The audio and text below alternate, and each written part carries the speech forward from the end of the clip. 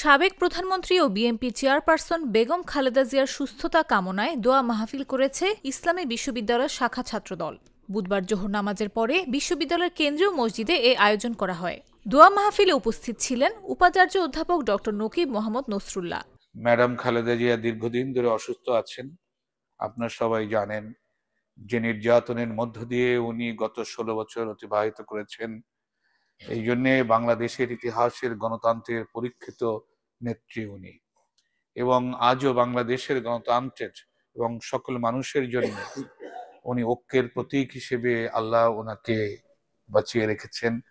আমরা চাই উনি আবার সুস্থতা উনি ফিরে পাক এবং এই জাতির জন্যে আরো কিছু কাজ করে যাক। এ সময় আরও উপস্থিত ছিলেন উপাচার্য অধ্যাপক ড.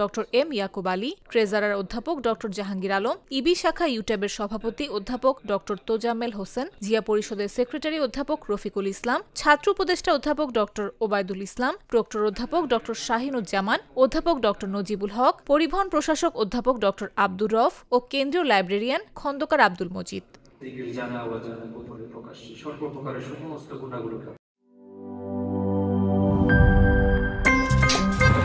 আমার একটা স্মার্ট সিদ্ধান্তে 25% গ্যাসের খরচ কমেছে। ভাবছেন কিভাবে? সাধারণ গ্যাস স্টোভ বদলে আমি এনেছি আরএফএল গ্যাস স্টোভ। এর সাইন্টিফিক নজল ও ব্রাস বার্নার ক্যাপ সমানভাবে তাপ ছড়িয়ে রান্না করে দ্রুত, তাই গ্যাসও বাঁচায় 25%, টাকাও বাঁচে 25%। আরএফএল গ্যাস স্টোভ নিরাপদ ও গ্যাস সাশ্রয়ী।